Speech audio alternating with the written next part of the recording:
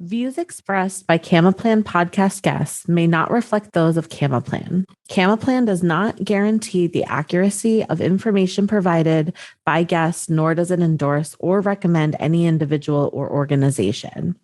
Camaplan is not an investment advisor, CPA, realtor, or attorney. You are encouraged to conduct your own due diligence before making investment choices.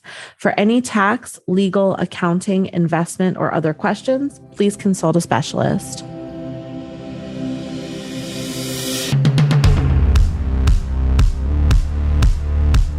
Welcome back to the road to financial freedom, where experts share stories and secrets to unlocking their financial independence.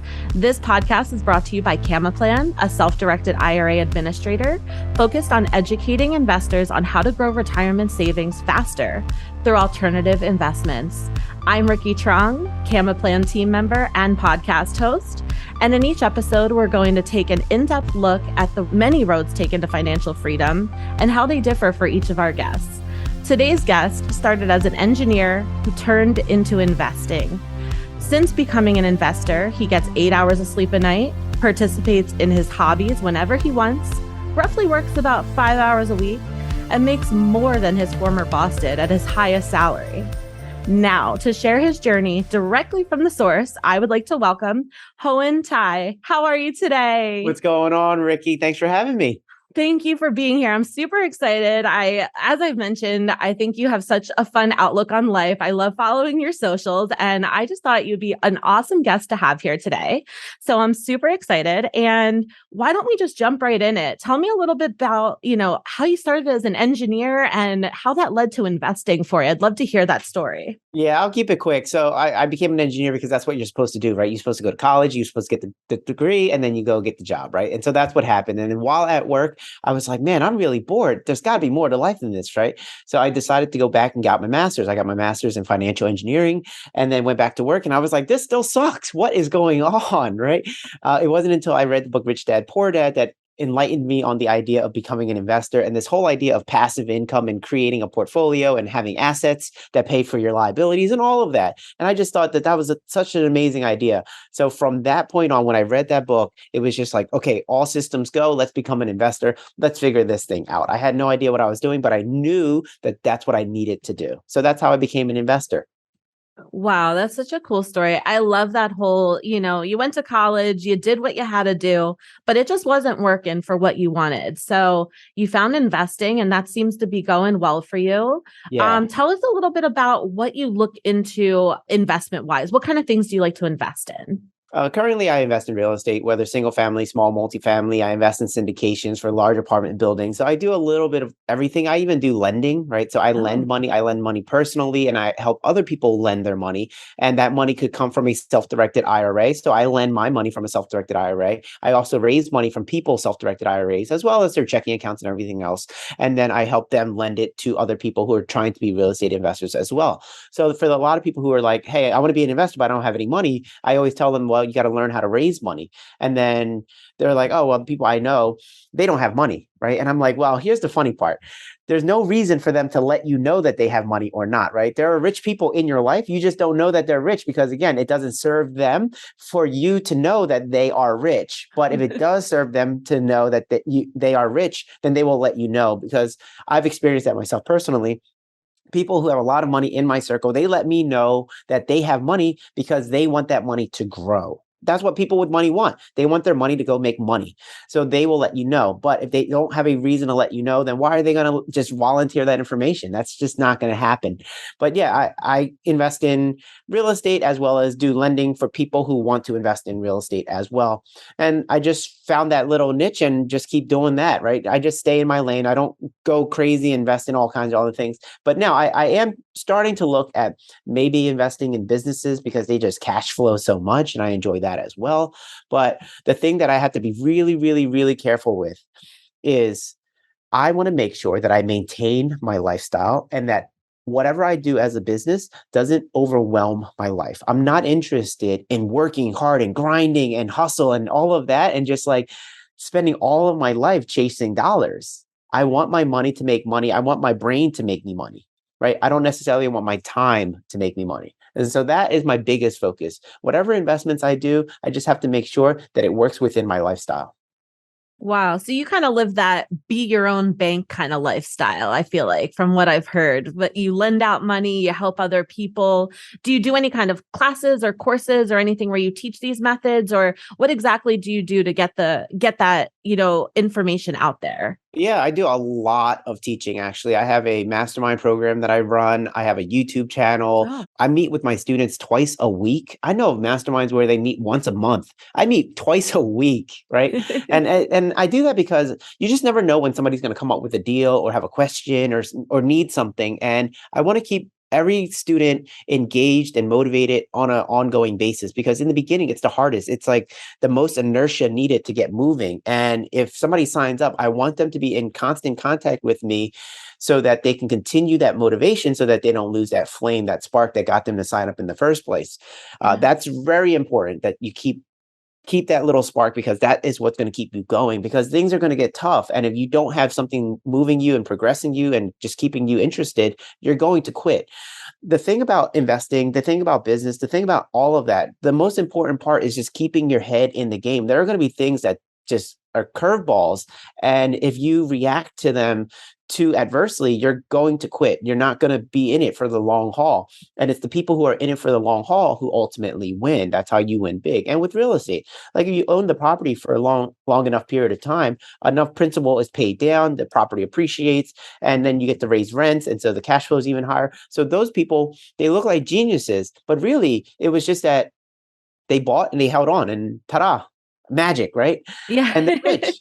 But it's just keeping your head in the game. So for those listening, it's emotional control, right? It's this the ability to handle the things that happen to you and look at them from an objective standpoint, just be like, okay, this is temporary.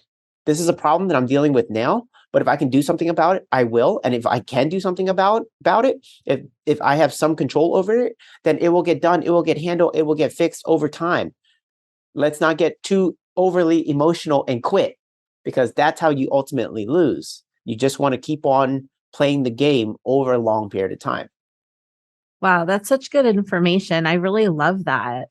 Tell me about the things that you do invest in. So you said you do multifamilies and you do some single families. Is there a certain area that you usually invest in? Do you stick to a certain area? Do you teach people to stay in a certain area or are you kind of spread out across the country? Well, when I teach people how to invest, right, it's Mhm. not so area focus, it's more fundamental focus Okay. because real estate investing, there's real estate everywhere. That means there's an investor everywhere. But what you have to be aware of are the strategies that work in your area because it might not work. Like the way I buy rentals may not work in New York or California or something like that, right? That's a whole different model. Like maybe that's more of an appreciation play where you buy the property, it doesn't cash flow at all, but you have enough reserve to pay the debt every single month. And then in 2 years or 3 years, you sell it for 4 times the money. Right. And so now all of a sudden you just made like a giant amount of money, which is like cash flow all at once. Yeah. And it's just a different model. So I just tell people to know the fundamentals. So it's not about the area per se. It's just about knowing what to know about the area. And that is universal. Me teaching you guys the fundamentals of how to analyze properties for cash flow, for appreciation, for all of the different factors of real estate. And then you can create the play for wherever you want to invest in. So for me, what I look for currently, my portfolio is all in Philadelphia because that's where Okay. my team is. A lot of people think the property is the most important part. I don't think so. I think it's the team that operates the property that's the most important part. And here in Philadelphia, that's where my team is. I didn't build a team outside of Philadelphia. And it's like, why should I when there are people who are coming to Philadelphia to invest in? They're out of state. They see Philadelphia as the opportunity. Heck, if they see that Philadelphia is the opportunity, I'm already in Philadelphia. Why go outside? So it's right there. Yeah. I invest in my own backyard and it just build the team wherever you're going to invest in because that's the most important part, not necessarily the deal, because with enough time, all of the things that may be bad about a deal will shake out over time. Again, Yeah. stay in it long term, right? So it's not so much the property, it's more so can you operate the thing long term without it stressing you out to the point where you want to quit. Yeah, definitely. So, what do you look for in a team member that you know is going to be in there for the long haul? They're going to be part of that long-term hold kind of outlook. Is there Well, that's something the specific? No, I mean, I'm not necessarily looking for a team member long term, this and that, because you can't ever predict what a person's going to do. They're not like an Okay. official team member. They're not part of like the home zone. They're not an employee. Hmm. They're 1099 people who, in terms of managing the property, it's like, okay, can you manage the property for now? And then if I need something fixed, do I have a good contractor who picks up the phone, who's responsible, who can do basic things, who has common sense, all of that kind of stuff, or who's willing to learn at the very least, right? What happens is somebody might be in like, I don't know, a handyman today, but 2 years from now, they're not going to be anymore. And that's to be expected. And so if you have that expectation when they do quit or change careers or do whatever, I'm not like completely devastated. I'm just like, okay, well, I have to go find somebody else because it was expected. It's when you think that your life is going to remain completely static for the rest of your life, that's when you're going to have problems, right? And that includes having your 9 to 5 job. If you expect that your 9 to 5 job is going to go perfect from now until 40 years from now, you're going to be in a world of disappointment when things go up and down, up and down, up and down. Yeah. That's just not how life is. Life Yeah. constantly evolves. So I have to be aware that the people who work for me today may not work for me tomorrow. And that's just how it is. Like the job that I had, I don't work at anymore, right? And so imagine the company going, "Oh my God, Hoan doesn't work here anymore." It's like that's to be expected. Not everybody's going to have this career forever. So it's not about building necessarily a long-term team. It's about having the right people that you need right now and being able to replace them quickly when they decide to change course. It Okay. happens. It's life. Yeah. Yeah, A definitely. little different response than maybe you were expecting. No, no, that's great. It's honest. That's what I'm looking for. We want to know the nitty-gritty of what it takes to be an investor. And, you don't want to have your feelings hurt, but you want to know what to expect. And I feel like some of our audience may be new to this, so they definitely don't know what to expect. I personally, my husband and I, we owned a home and it just didn't work out, but we ended up renting it out. And I'm learning as I'm going. Some people, they have mentors and things like that before they get into it. And I feel like my podcast is really my mentor because I'm learning so much from each guest that's coming on. I've just learned so much from you already. And I think we're only like 10 minutes into this. So Yeah. honestly, like, yeah, it's great information. You don't want to be hurt and you want to know what to expect because the unexpected is inevitable. Yeah. If people are going to take anything from this podcast, is the fact that your feelings drive you so much and that you have to learn how to use them and also how to avoid the traps, like Yeah. the pitfalls of your feelings. There are a lot of people who want to invest or who want to become an investor, and they reach out to me and they know about me hosting trainings and all, and they're like, "Oh, and I want to be involved." And then I go, "Okay, here's my training. Here's what's going to be involved, all of that." Right. And then they're like, "Oh, I'm not sure. And I got to think about it and all this." Right. And it's got all these feelings and emotions involved and they're wrapped up in it. Here's the thing. If you think about it for too long and if you're stuck in your emotions for too long and you don't take action, you may get stuck there for life because your actions become a habit. Also, your inactions become a habit. Like action and inaction are both actions. It becomes a Yeah. habit. And that habit could trap you in the exact spot you don't want to be. Because the reason you reached out to me is because you wanted a change. But then your fear got the best of you and you started to think and you started to overthink and then you started to second guess. And then you didn't do anything. And because you didn't do anything, your body got used to not doing anything. It was just like, well, this is what I do, which is nothing. And that is going to ultimately cause you to fail because a lot of people are like, "Oh, and I'm afraid of failing. I want to be an investor, but I'm afraid of failing." Okay, great. What does failing look like, right? And they're like, "Oh, well, maybe losing money, maybe this, maybe that." Well, really the ultimate fail is the fact that you wanted to get away from where you are, but now you're there forever. So you got to watch out for these feelings that trap you where you are. That's ultimately the thing. And in my trainings when I talk to people, I spend hours with people to get them like clear of these feelings, for them to look at it objectively, to Yeah. look at the fear. It's like, okay, what does failure mean to you? And they're like, "Oh, I'm afraid of losing money." So then I go, "Okay, cool. This is where no other person has ever challenged you. What does it look like to lose money?" And they go, "Oh, well, like, what if I lose 20,000?" I go, "Okay, how do you lose 20,000?" And they go, "Oh," right. And then their brain has to think now, because it used to be where they go, "Oh, I'm afraid of losing money." And then it stops. That's it. No other conversation. My job as their mentor, as their coach, whatever, I challenge them and I go, where, how can you lose the money? And they're like, well, what if the bathroom leaks? I go, okay, great. What if the bathroom leaks? So a couple of things, right? One, make it so that the bathroom doesn't leak. Make sure you repair all of the pipes so it's good. Yeah.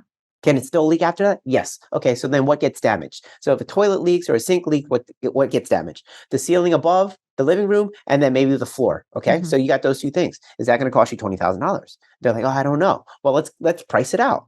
It's like, okay, the ceiling is this, the floor is this, and they're like, oh, that's nowhere close to $20,000. And I go, I know, right? I know, right? And then if you do what I teach, which is buy properties at a discount, if you're buying a property, let's say it's $200,000 and you spend $200,000, well, most likely that property can be worth $300,000 because you're going to buy at a discount, right? That's the rule, buy at a discount. So if a property you're paying $200,000, it's going to be worth $300,000. That means you have $100,000 in equity. You're up $100,000. If the bathroom leaks, and you have to repair the ceiling and the floor, all you got to do is mop up because you use the vinyl floor that I recommend, which is waterproof. That floor is fine. It's like, okay, so you have to spend $1,000 on a ceiling. You're up 100,000. So now you're only up 99,000. Are you still winning? Yeah. Right. Yeah. So you can let your fears go a little bit, right? Look at the fear in its face and go, you're not so bad. You're not so bad. Right. And where I learned this little strategy is snowboarding. I don't know if you've ever snowboarded, but in order to snowboard, you have to lean either forward or backwards to turn, right? And when you first get snowboarding, it's such an awkward position because you actually have to lean and it feels like you're going to fall on your face. But if you don't lean, you don't turn properly. So it was either, Hoan, you're either going to become good at snowboarding or you should just quit now, right? Because if you can't figure out this turn, then you should just quit because you're going to suck the whole time. So eventually I got frustrated with not being a good snowboarder, but I still wanted to do it. So I said to myself, okay, Hoan, you know what? Fall on your face. Try as hard as you can to fall on your face. Look at the fear and just, let's go for it. So I said, okay, fine. And so I'm like, okay, I'm going to fall on my face, right? And I leaned into it to try to fall on my face. Guess what? The snowboard stuck and it turned and it did a perfect turn. And I was like, oh my gosh, I was so afraid of this. But when I finally just submitted to it and said, okay, look, we're going to fall and that's okay. And once I fall, I'll get back up and try it again. And I'm not going to live in fear anymore. So I leaned and I got it. It stuck. And then my brain was like, okay, we're good. And then I became a great snowboarder. But it's just facing that fear and questioning it and just really going through the exercise. Most people, they just stop at when they say, I'm afraid of losing money. They're never questioned beyond that. And I think you need to question these fears. You got to question your feelings and don't allow your feelings to trap you because, like I said, it becomes a habit and then you can never move forward after that. That's really great information. I love sports analogies with, when it comes to finance. One of our previous guests, MC Laubscher, he gave us a great sports analogy too. And it's really just stuck with me. And I love what you said there, like snowboarding, you have to lean into your fears.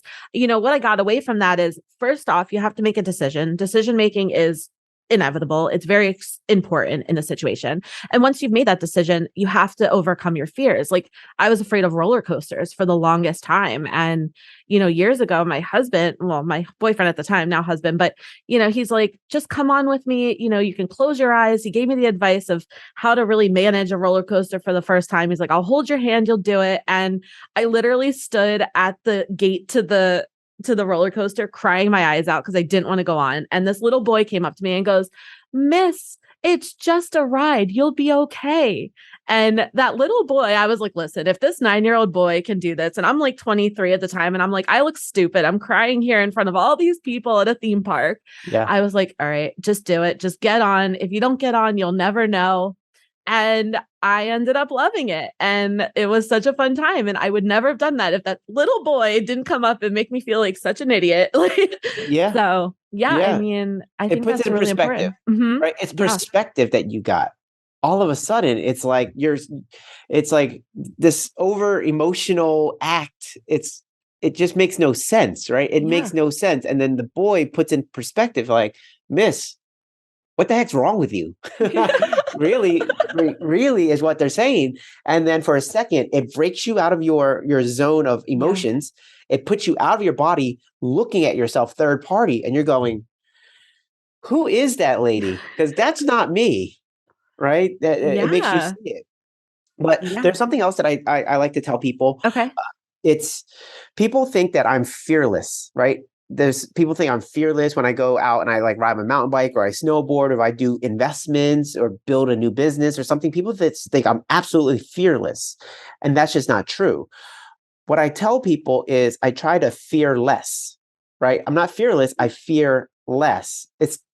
I'm still scared though. Yeah. And sometimes you just have to act while scared. There's not the universe isn't going to make all the lights green for you just because you're like, okay, I'm ready to become a real estate investor. No, some of them are going to be red and you're going to be scared.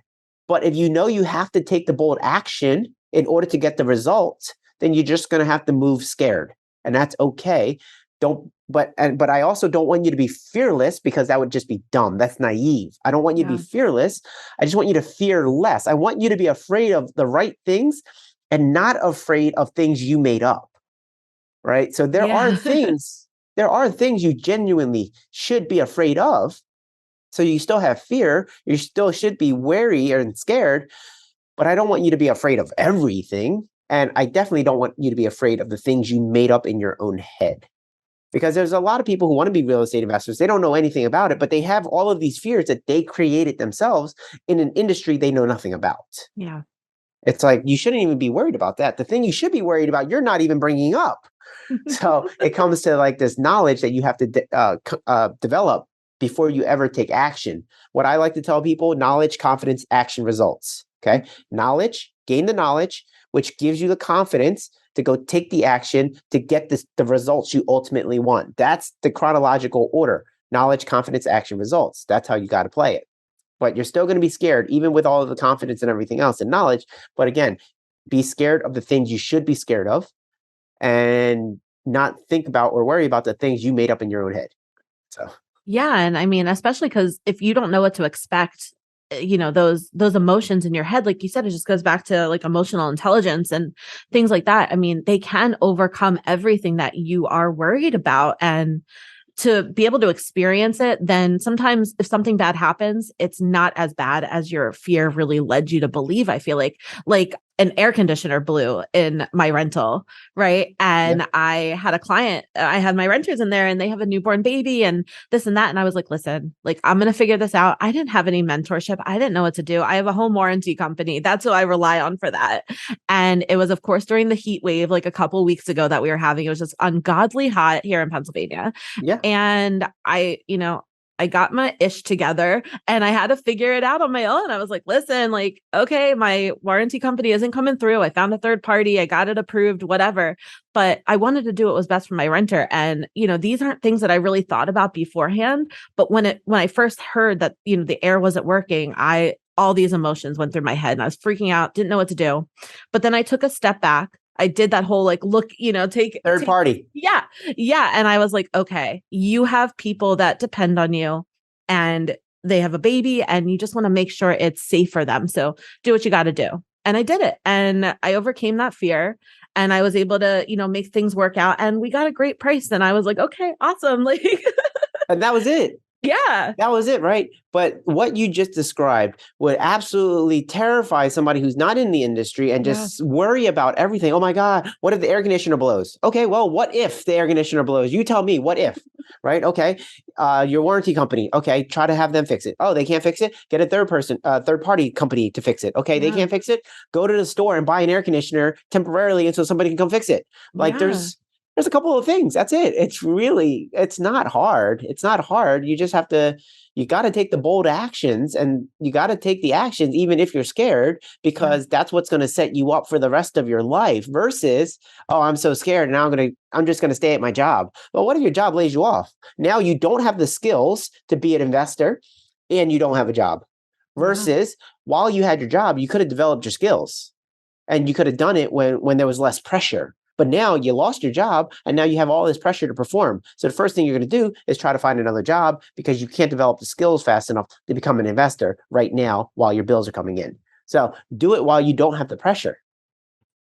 So I guess my question now is, what are kind of like the steps that you would take? Like if you're getting into a new venture or a new business, I mean, it sounds like it's baby steps because, you have to do baby steps to not be scared, but to still overcome that fear, at least in my own personal experience. So what are things that you do like to get yourself ready to open a new venture, up for yourself? Yeah, it goes with every analysis that I do with all of my investment deals, and I'll explain that real quick. So Yeah. let's say I'm looking at a rental property. So with the rental properties, I like to buy the properties and have no money in the deal. And for listeners who are not investors, they just think that's nuts. What do you mean have no money in the deal? How can you own a property and have no money in the deal? So the idea is first step first, know what it's going to be worth at the end, meaning after I fixed it all up and I have the tenant in there, what's the property going to be valued at? So they call that the after repair value, the ARV. So I take a look at the ARV and I know, like, let's say it's $400,000, right? So I know the ARV.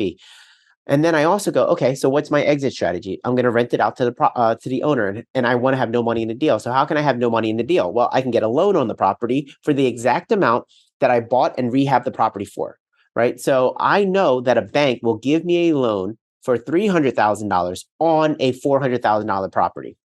Okay, they're not going to give me 100%. They'll give me maybe 75%. So 75% of the $400,000 is $300,000. So what I know then is to buy the property for less than $300,000 with rehab, right? So maybe I buy the property for $200,000 and it needs $100,000 worth of work. That total is $300,000. And then I know that the property is worth $400,000. So that when I go to the bank, I say, hey, I got a property worth 400, give me a loan. They say, Hoan, no problem. Here's your loan. It's for $300,000. So they give me the $300,000 loan, and then I go pay back the $300,000 money that I spent to buy and fix up the property. Now, when I say pay back, I could be paying myself back because I might have used cash to buy the property, or I might have had a lender who had a self-directed IRA or something like that, right? And I pay them back. If they lend me the $300,000 to buy it and fix it up, they want to be paid back.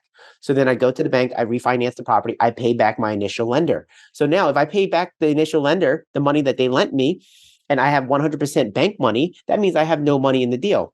So then I have another property. I have another asset in my portfolio that cost me no money, right? And not only did it not cost me any money, it put me in another net worth category because I just added another $100,000 to my net worth, right? Just by buying another property. So that's what's pretty cool about real estate. And if you know how to do this, think about this. If you know how to do this, then there's no money in the deal. That means you can do as many deals as you want because you don't have the money thing as a constraint.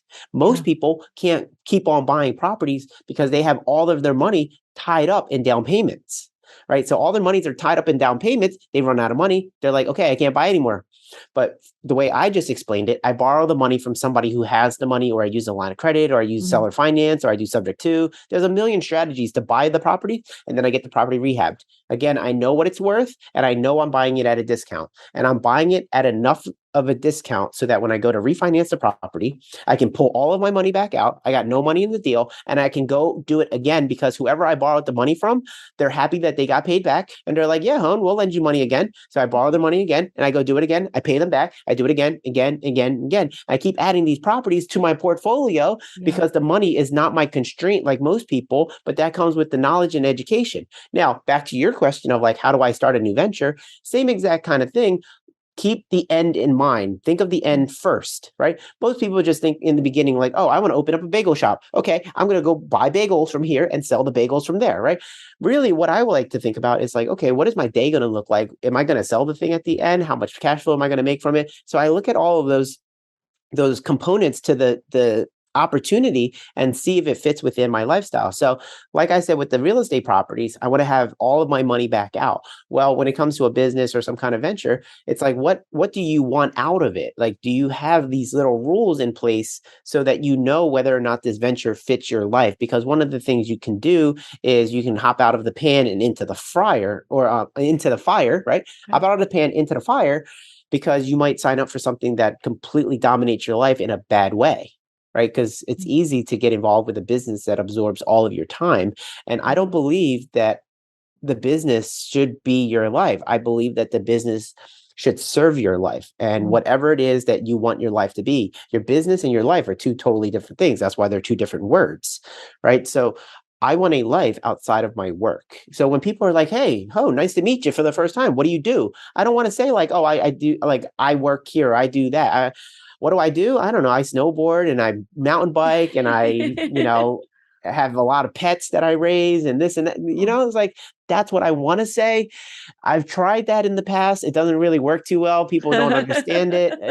It's weird, right? And then I've tried this other thing where I'm like, I went to my high school reunion recently, and they're like, "Oh, Hoan, so what do you do now? What do you do these days?" And I said, "Oh, I'm unemployed." And then I get really strange looks too. It's like none of this works, right? None of this works. Everybody just wants the cookie cutter answer, like, "Okay, I'm an engineer."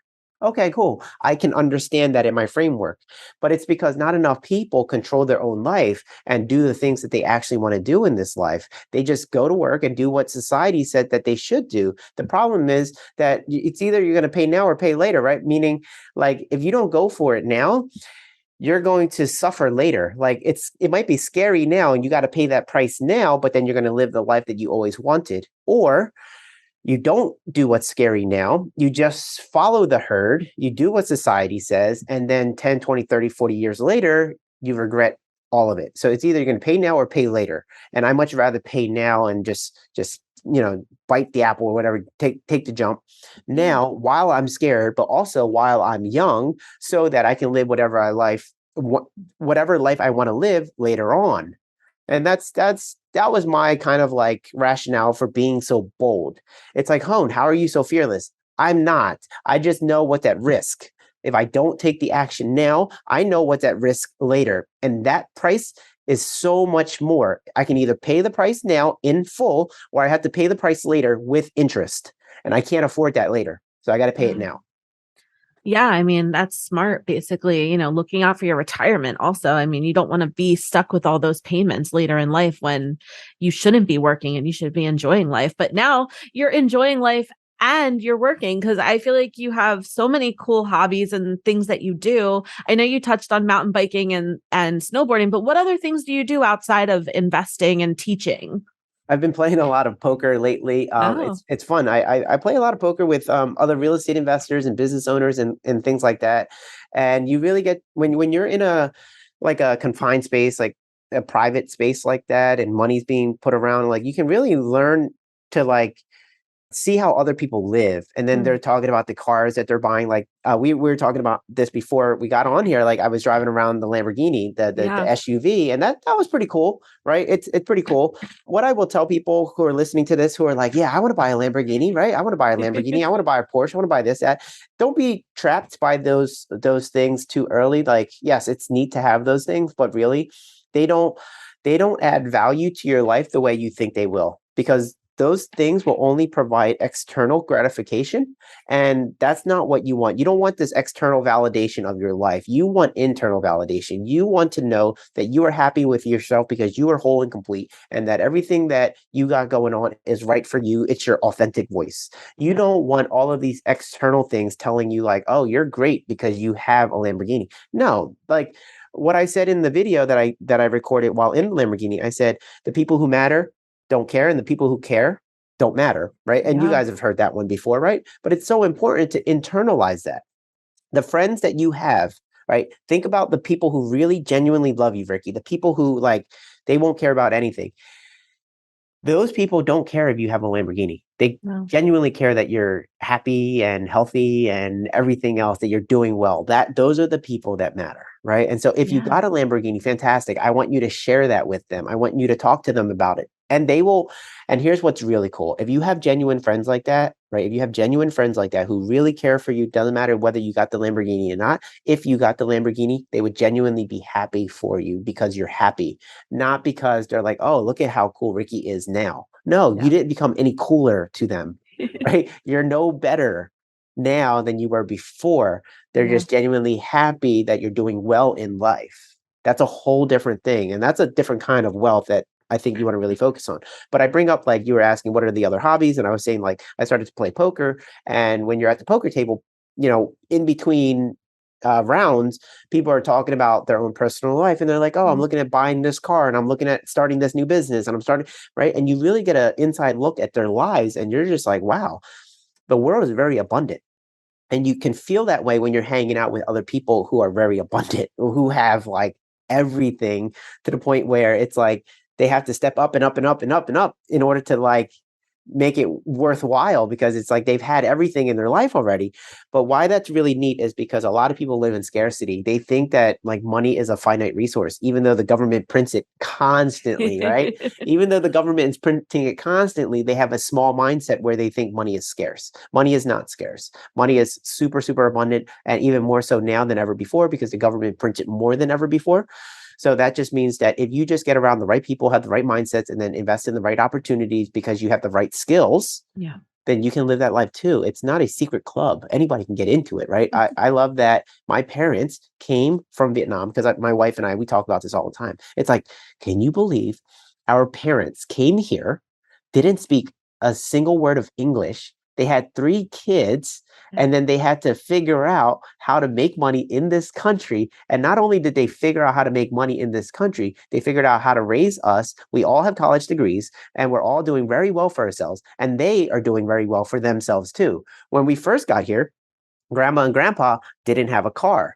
Today, fast forward, they are now grandpa and grandma now drive Lexuses, BMWs, Mercedes, and all of that kind of Yeah. stuff. Like, but remember, these are men and women who didn't speak any of the language, didn't know any streets in America, didn't know how traffic worked, didn't know how the DMV worked, didn't know how the business laws, nothing. Yep. And they were able to make it work, right? So then you fast forward today, and you have people who are dead broke, who don't have $400 to pay for an emergency, but they speak English perfectly well and all that kind of stuff. And I think it's just because they hang out with the wrong people, right? Because they hang out with people who think that money's hard to get, and that you have to work really, really hard and all that kind of stuff. And you do, but you have to work on the right things really, really hard, right? You have to work on the right things really, really hard. So more important than ever, control who you hang out with. I'm not saying to abandon your friends. I'm just saying maybe create more friends, right? Abundance, right? There's a lot of money. There's a lot of good people. Go hang out with these good people and see how the other side lives, and start being influenced by them, because that will ultimately change your life in a big, big way. Right. So yeah, that's one of the hobbies that I got going on. That's amazing. Yeah. I mean, influential people from, you see it all over social media, you see it everywhere, but you're not looking sometimes in the right places to find the right influences. So I totally Yeah. understand where you're coming from. I mean, I can relate 1,000% to your family story. My husband's story is basically the same thing. You Yeah. just, told us basically his story. So, I mean, that's amazing. As someone that grew up, had family that grew up in the US, for 3 generations, I can't relate as well, but I do understand the struggles and things like that, that my great grandparents and things like that had coming to America. And, my husband and I always talk about this. We're like, we're so lucky we're in America. There's so many opportunities for us. And yeah, there's the naysayers and things like that. And those are probably the same people that you're talking about that literally don't understand money and don't know how it works. And you have to have a more positive outlook on life, I feel like, to be able to change your outlook and be successful in whatever you want to do, whether that's with money, real estate, or just, within your family ties, things like that. I mean, you have to literally just have a more positive outlook. And I feel like that's one of the biggest problems with America is sometimes there's a lot of negativity. And it's because we have that freedom to have that negativity that it exists. So, I mean, I love that you are talking about the fact that you met all these people, you saw all these different poker players and how they all live. And it opened your eyes, I feel like, to the different types of people that there are out there besides who usually hang out with. So that's awesome. Yeah, and here's a side benefit. Yeah. When you when you hang out with a lot of rich people and you are genuinely their friend, and I don't mean like, Yeah. oh, just surround yourself with them because they can better you, right? I mean, you bring something to the table. If you don't have money or things like that to bring to the table, be funny, right? Be funny, Yeah. or be extra caring, or something, right? Just genuinely be a good person that they want to have around, right? So having rich friends has a lot of benefits, because like all my rich friends, they all have boats. Like, so I don't need to Hey. get a boat. I don't need to have a boat because they all have boats, and they all invite me to be on their boat because people want to be with other people that they like. right? And so Yeah. you get invited to all of these things, and so you get to enjoy these things without actually owning these things. And I'm not saying like mooch off of them, because No. I actually I get invited, but I rarely go out to them because I actually kind of get seasick and I don't like it. But the fact that I get invited is just pretty cool, right? And then maybe the more I say no, the more they want me to come because I haven't seen it yet, right? But just be a great person, be a great person, be someone that other people want to be around, and you'll find that, you'll get invited to more and more things, and then you'll meet other people. Like, let's say you get invited to the boat because they like you, and then they also have other friends who are also rich, because, like, the rich hang out together because they can relate to the same kind of Yeah. things. They have the same kind of struggles, like having employees, or like raising taxes or interest rates, and it's the same struggles. And so people mingle together based on their stories and struggles, and all that. They become Yeah. like one because of that. And so you get to get introduced to other people who then, if you are a great person, they like you, then you become friends with them. And so then your sphere of rich people, of abundant people, wealthy people, whatever, that starts to grow. And then you start living a life that you can't even recognize or could ever believe existed. There's this concept that I tell people to try on for a second. It's try to only do work that pays you $1,000 to $10,000 an hour. And they're Hmm. like, "What do you mean?" It's like, "Well, you know how your job currently pays you $15 an hour or whatever?" It's like, yeah. It's like, because that's the value you're bringing to that 1 hour. In that 1 hour of time, you're adding $15 or $20 an hour to the company's value, right? But there are activities out there that can cause you to create $1,000 to $10,000 an hour income. So, as an example, let's say you were to wholesale the deal, and it took you 5 hours to do the deal. But in that 5 hours to complete the deal from start to finish, you made $10,000. Well, that means you just made $2,000 an hour, right? And so for some people, making $10,000, that's, I don't know, 2 months, 3 months, 4 months worth of work. But if you focused on just those activities that make that much money, then you can find yourself where you make all the money that you need in a short amount of time, and then you have all of the other time to go do whatever you want. The other thing about rich people and having nice toys and all that kind of stuff is they have no one to share it with because everybody else is at work. So if you're the one person who's available all of the time, again, Mhm. you get invited to circles that you're not used to. So there's all these little things that, like, you can do to better your situation, and it happens pretty fast as long as you know what you're focused on. Being abundant is one of the focus. Being focused on that the world is abundant is such a powerful skill. Yeah.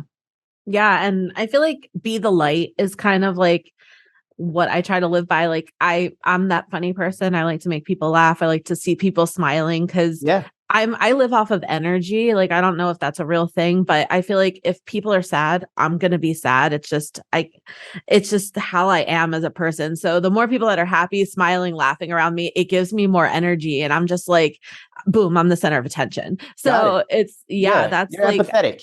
yeah, definitely. That is yes, perfect. Thank you. Yeah. Yes. Yeah, so empathy is your strong suit. Other people have anger. Some people have Yeah. uh humor. Some people have this, whatever you have, right? Use that as your motivation. And what I mean by that is some people were born poor and they were from a broken household, and everything went against them and all that, and they just uh, after sadness comes anger. And if that's what you're left with right now, then use that as your motivation to get ahead, to take the bold actions. When you're scared to take action, think about your anger, use the anger, push you forward. For you, that's not your strong suit. That's not your trait. Yours is empathy. So when you're afraid to take an action, have empathy for the fact that if you do take this action, you'll have the skill sets to teach somebody else who's scared in the future. So you have to do it for them, not for yourself. So then you become a different person because now you're able to harness what you have. I don't care what cards you were dealt, whatever, like empathy, anger, this, that, the other, does not matter. Mm. Figure out how to use that. Everybody has a special skill. They just Yeah. need to know that number one, it exists, and number two, how to use it. Because everybody, in order to get the results that they want, they need to take action. But in order to take action, you have to become something that you're not, or figure out that you are that person. It's within you. You just have to find that person and let that person free. But so you can use that empathy in very different ways, where you can, again, like I said in the beginning, where you will see that, okay, I'm scared. If I don't take action, I won't know how to help somebody else take action. Or I'm scared. I need to take action because who I become will allow me to help more people. Yeah. Right. So there's another, like, again, it's out of you. It's not about you being able to buy a Lamborghini. It's about you becoming what you need in order to improve the world. Yeah. Right. But if you're angry, if you're an angry person and that's your card, if you're listening to this podcast, it's like, okay, you're angry. Great. Guess what? You're going to still be angry. Do you want to still be angry? No, probably not. It's not a good trait to hold on to. So you better take that action, use that anger to take that action to prove everybody wrong for now. Just do it to prove everybody wrong. I hate everybody. I'm going to show them. Then you do it. You prove them all wrong. And now you're in a different place. Now you're in a place where you have more money than you know what to do with. And from there, you can think. Because when you're struggling, you have no space to think. You're just like, oh my God, I have to pay bills or else I'm going to go under, or my kids are going to starve to death or whatever. You have no place to think. Once you have all of the money in the world, because you use your anger as your motivation to take the action to get the results you needed, you got all this money, bills are paid automatically, you don't even think about it, then you can become whatever person you were actually supposed to be. Maybe it's an empathetic person or whatever, right? But for now, if anger is all you got, great, use it.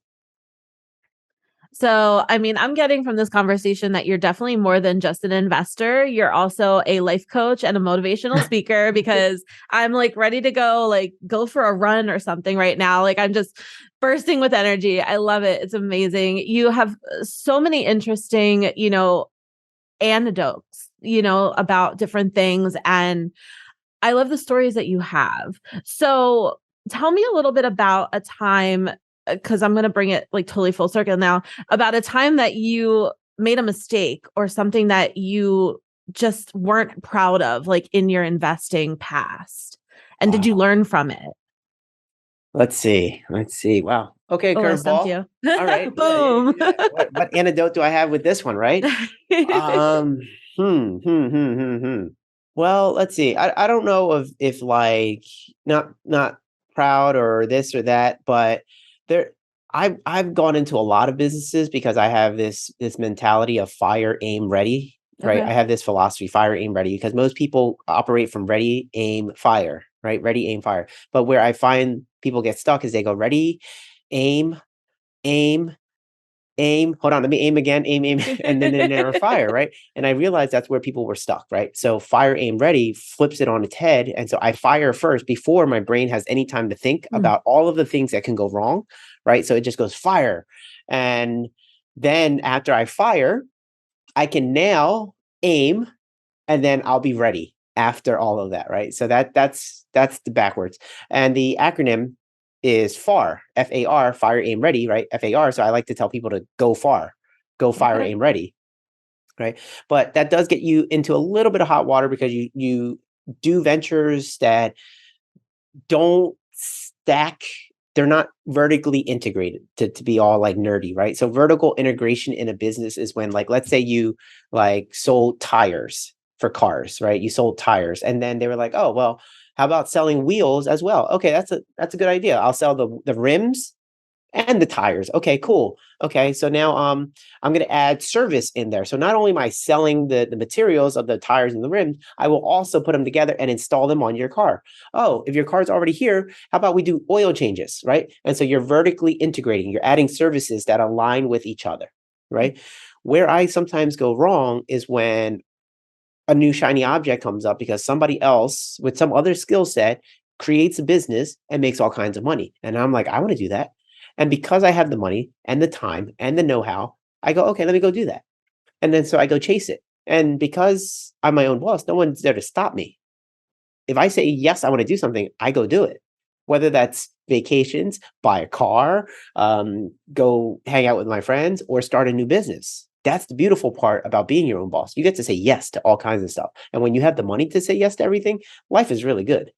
Except for when you say yes to something that just is the wrong fit, because now you have these two businesses that don't align with one another. Like maybe like your, for example, I invest in real estate, and then I open up an auto body shop that installs tires and does oil changes, right? So these are two different businesses. So now my time is split between the two, and the thing that is not working requires the most attention, right? And so now I'm spending more time on a business that's not working versus the business that is working really well, that if I spent even more time, would work even better, right? And so a lot of people I see, they're trying to do like this 7 streams of income thing, because they say, oh, most millionaires have 7 streams of income. Yes, but that's not how the millionaire got there. The millionaire got there with 1 stream of income, worked on that really, really hard, got that really good, and then added something that usually aligned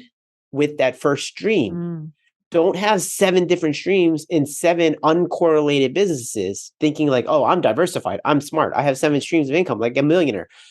Like that's not how it's done. And that's what I did early on in my career. It was like I had a juice bar, and I had this, and I had that. It's like all kinds of weird things.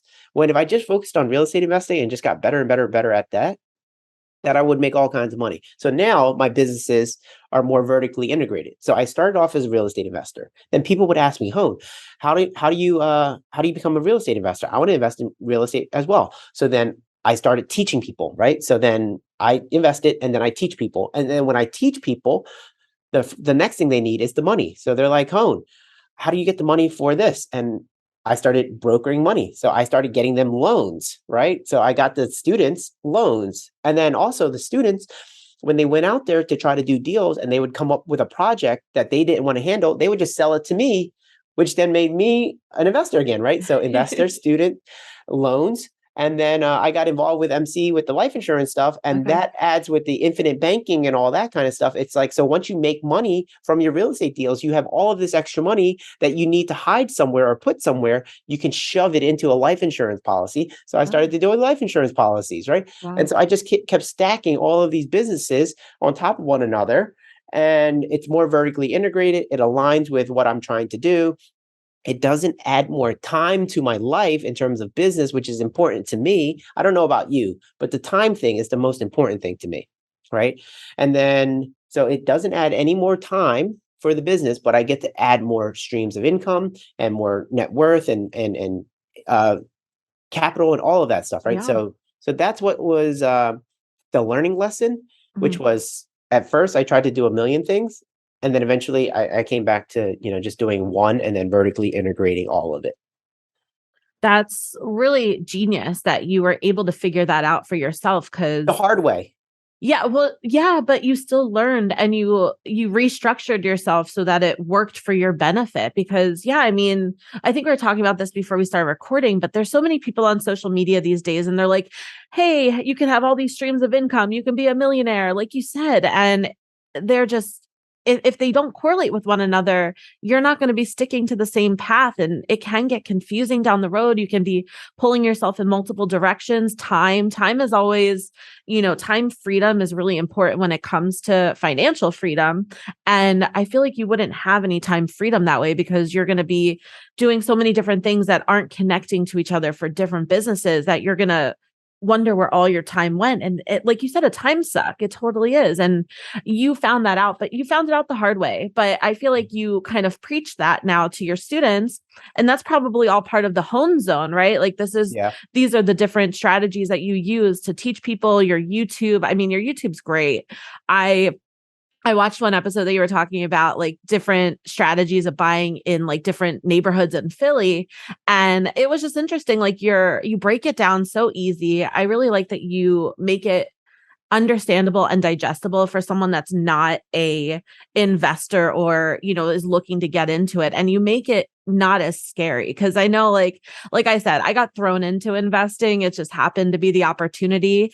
Cause it was during COVID and we were just like, what can we do with this place? And I really appreciate it. So I'm going to be following your YouTube from now on, because I need those tips and tricks, and I need a dumb down for me, because I'm not I'm not the engineer background. I'm not the math person. That's my husband. He's the MBA with all that. And me, I'm just like, okay, like I can get all the, everything to work. I can do the marketing. I can do the building of relationships. That's really where I'm strong. Right. So yeah, it comes down to just like knowing your strengths and aligning yourself correctly. So thank you for that information. That's Yeah. great. Remember what I was saying in terms of like you can't adjust the cards that you were dealt. Yes. You have empathy, and then you're also really good at with people and networking and all that kind of stuff. So those are your natural strengths. Mhm. Work off of those natural strengths, right? Sometimes there's an argument, do you double down on your strengths or do you work on your weaknesses? Well, let's say your weakness is like a C or a D. If you work really, really hard, the best it could be is like a B minus. Yeah. But if you're an A in like networking and you double down on your networking, then you can be like an A triple plus, right? And if you know anything about how the world works today, specialists who are really great at what they do get paid disproportionately more Yeah. than your run of the mill person. So if you're really great at something, fantastic. You get to make so much more money, so much more. And here's the beautiful thing about money. If you become rich, Ricky, that doesn't take away any opportunity from me. Not at all. Not at all. If anything, I would prefer you to become rich because you being rich allows more opportunity for me because now we have opportunities that we can do together. Yeah. Because you have the money now for us to do these things. So for all of those people who try to hold other people back from getting rich, really, you're just hurting yourself. The other thing is sometimes people hate on things, right? So maybe you become an awesome podcaster in the future, Ricky, and you're getting paid all kinds of money. And I have a little bit of jealousy in my heart. It's like, oh, Ricky, man, she thinks she's all hot because she's a podcaster making millions of dollars doing the podcasting, right? What that does when I hate on you is it closes the door for me to ever ask you about, hey, how did you do that? Yeah. Right? Because then I can never learn from you. And I will never take that approach, even if that would have been the perfect opportunity for me, because I simply had the jealousy overwhelm me and I had a little bit of hate towards you. That hate actually closes the opportunity for me. It doesn't hurt you at all. So for those listening, if you have a little hate in your heart, it's okay. That was automatic, right? Negative is natural, but being positive needs to be on purpose. You have to do it purposely. It's like, okay, I feel it. Be aware. Be aware. Have the emotional intelligence to be aware of what you're thinking, how you're feeling, and go, I got this little hate inside. I can either deal with this somehow, some way, but I got to make sure it's under control because otherwise it's going to hurt me, not her. It's going to hurt me, not her. So that's something. So if you have that networking skill, double down on that. Fantastic. You don't have to be the strong math person. And guess what? You married somebody who is, which is perfect, right? Yeah. Perfect. That unity makes you more powerful. Syndications, right? Syndications for those who want to invest in apartment buildings. There are four main hats that you wear. You're either the hunter, that's the person who finds the properties. You're the brain, that's the person who underwrites the deal to make sure that it will pencil out, give the investors the returns that they need, whatever.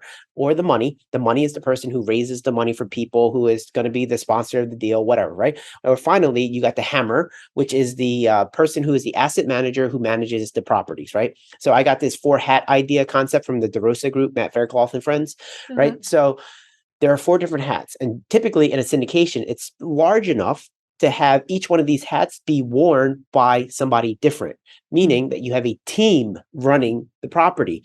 So that team allows you to take down much larger opportunities. The four people together can now take down $100 million deal when individually they can only maybe take down a $1 million deal each by themselves. But the four together now can take down $1 million deal, $100 million deal. You and your husband together, because you're strong in this and he's strong at that, together you guys can do much more. So it's okay that you might not be like this engineer person and all that. And you might say like, oh man, I'm never going to be good like that. Fantastic. You're good at what you're good at. And I want you to stay there because I want you to be the A triple plus at networking. And I want him to be A triple plus in math. And I want you to stay C or D in math so that he can go do what he does. Right. I don't want you guys to step on each other's toes because then there's too many cooks in the kitchen and then all the dishes get messed up. Stay in your lane and he stays in his. Yeah. But you guys are together. Yeah. Yeah, I think it goes back to a conversation I was having in a previous podcast. Like he's the yin to my yang, honestly. Like we literally we have similarities, but there's so many things that are different about us, but we fill in each other's gaps that really makes, I mean, not only just our relationship strong, but it makes us able to connect with each other really well and comfortably. So yeah, I mean, you have to have people on your team that really can fill in those gaps for you. And I think that makes you stronger as a person too, knowing where you are strong and knowing where you need help. Because help is not a bad thing to ask for. It's just knowing your limits and knowing that there's other ways to get it, and other people out there to bring them in on that, especially like syndications with all the extra people. I mean, it's great that you have all those people in the team. You can see other perspectives, things like that. So I enjoy that. I like people that have opposite interests of me because I learn so much for them. And I feel like I learned a lot from you today. And I could talk to you probably for hours because you're so interesting and have so much to say. And I'm just going to have to keep following you on all your socials and get in part of that Hoan zone. I have to be part of that. So is there any last things like advice or an inspirational quote or something that you think would resonate well with the audience here today, since we are coming to the end of the program? Oh man, inspirational quote. No, I don't. I mean, I just have these little frameworks. So I don't have an inspirational quote like from anybody that, you Yeah, know, sure. people follow, but really the message I guess I want everybody to walk away with is that the world is more abundant than you know. It's got more than you could ever want or need, right? The world has more than you could ever want or need, and it is out there for you. It is not a special club that you need to belong to in order to achieve these riches and wealth and all of that. You don't have to be a part of a special club. All you have to do is, number one, believe it's out there. Number two, develop skills to go get it, right? And think about skills as a specialty tool. Like, let's say you needed to dig in the ground to get diamonds. Well, you need to have a shovel, or at least a shovel, or you can get like a bulldozer or whatever, right? But these skills are like the tools to help you get the wealth.